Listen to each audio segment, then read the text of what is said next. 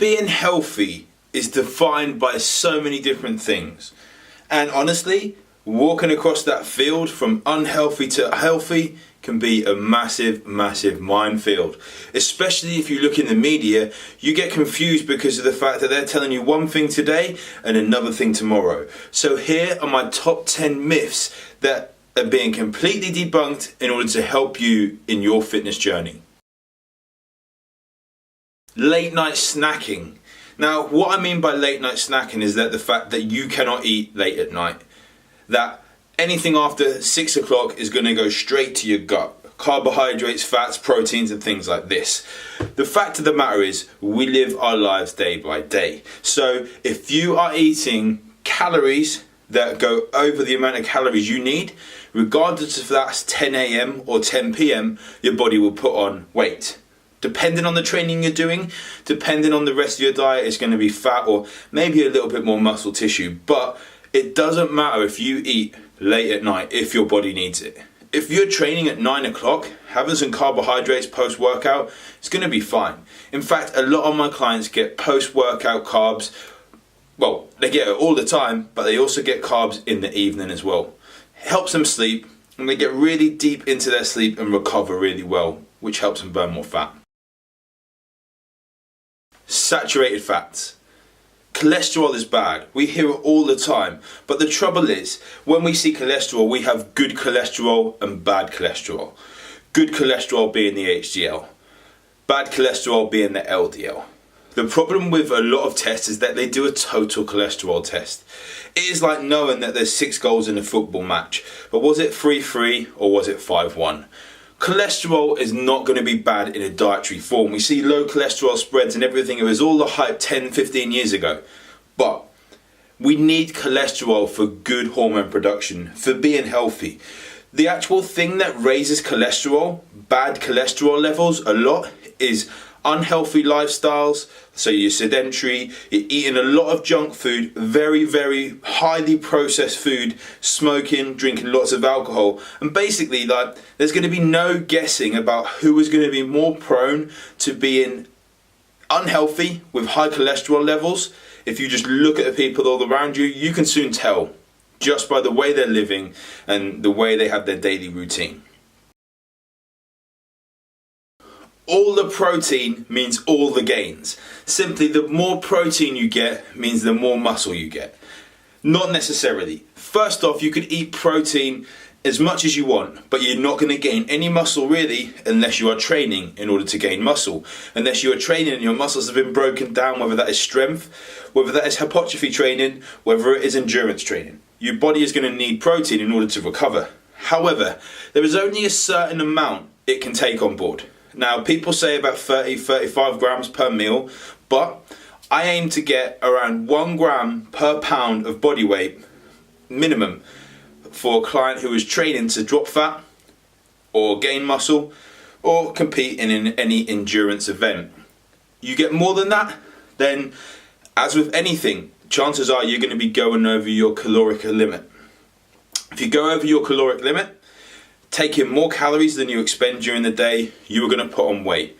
Most of the time that weight is going to be fat if you're not careful. 4.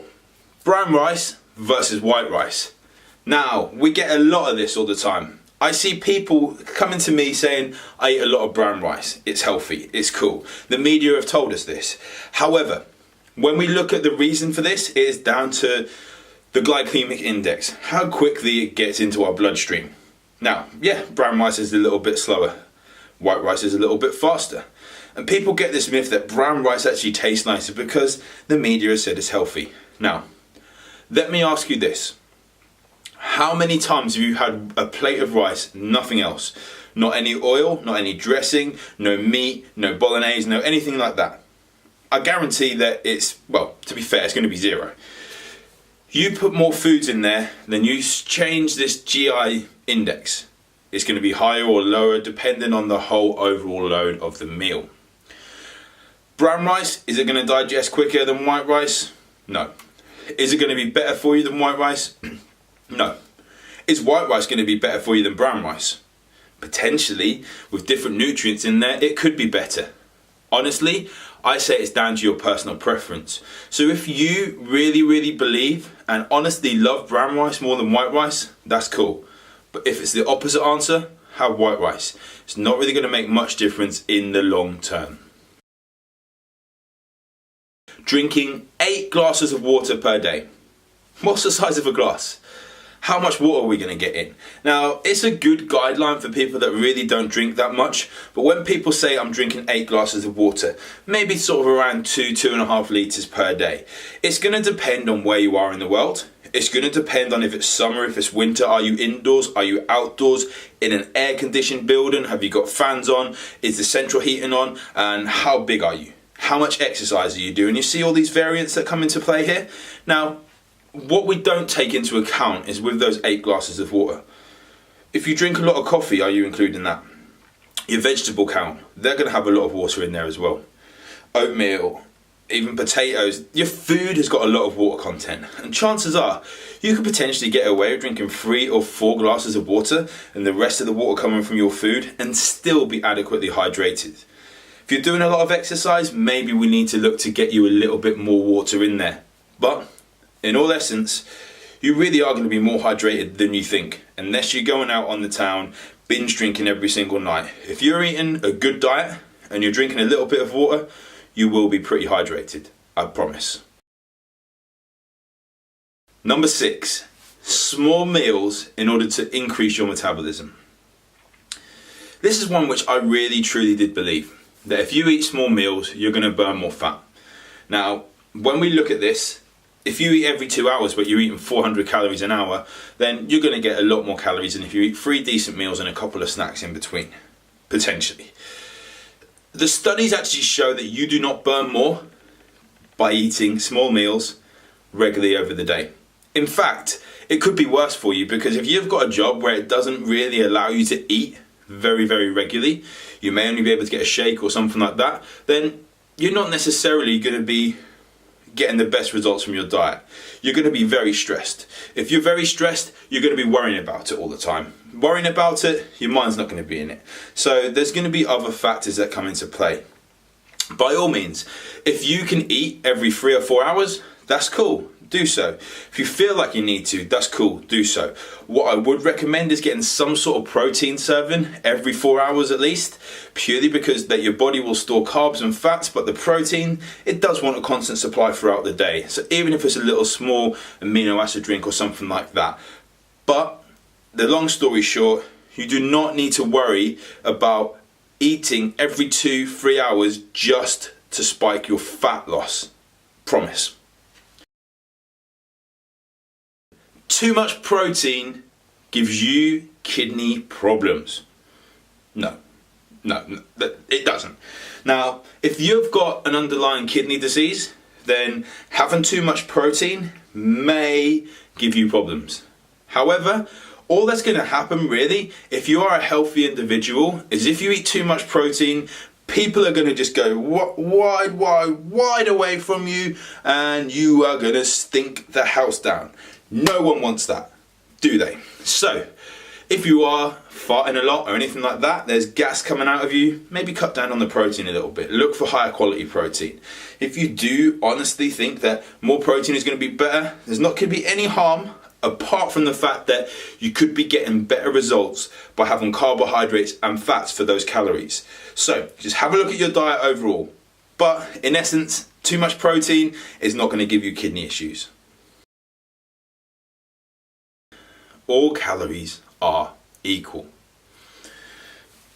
No, they're not equal, really. Like, if you look at things where we look at the quality of it, it's like one pile of calories are Man United.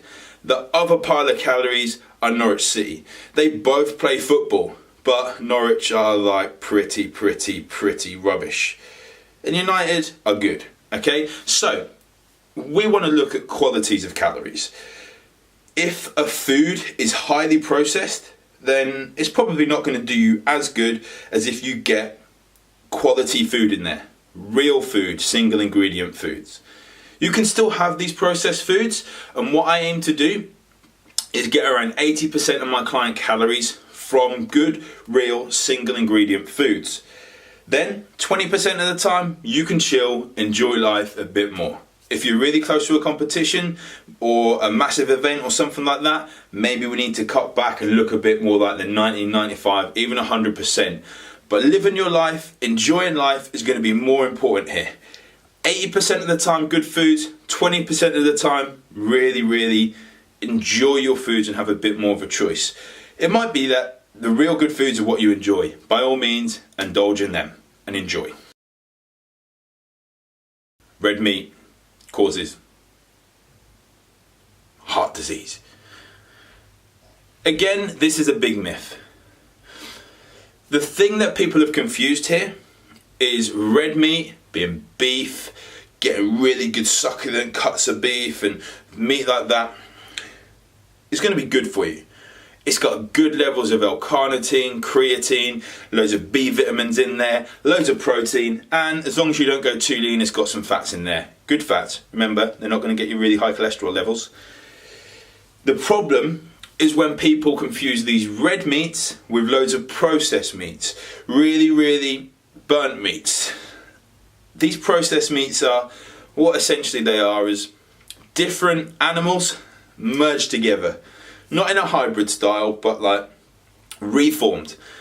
And these processed meats as well have been linked with different degrees of disease. However, again, the last rule, we want to still make sure you enjoy life. So if you enjoy processed foods, that's cool. Have these processed foods, but have the bulk of your meat from real good single ingredient foods. As for red meat causing disease, heart disease and all this, no, it really won't. A lot of these scare stories, if you look at the background from them, they have come with someone with an ulterior motive. Usually they're marketing either pyramid marketing schemes, some MLM schemes, or they just are off their heads with broccoli. So really look deeper when you see these claims. Where are they coming from? And last but not least, red meat literally could rule the world, honestly. Number 10. 10.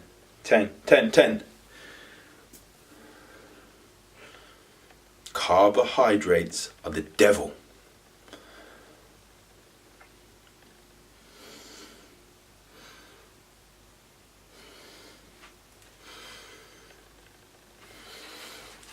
Carbohydrates are the devil. Did someone really say that? Sugar is the devil. Should we even warrant that with a reply? It's a myth, okay? Carbohydrates are going to be good for you. Your body needs them. Your body needs protein. Your body needs fats. But as for being the devil, no, carbohydrates are not the devil. Eating loads and loads of food over the top of your caloric daily required amount, eating loads and loads of processed sugars over the top of the amount, that could be pretty bad for you. Not exercising, that could be pretty bad for you. But carbs being the devil, no, they're not, okay? Let's just leave that there. Enjoy carbohydrates, have a balanced diet, but let's not call them the devil, please. Carbohydrates are not the devil.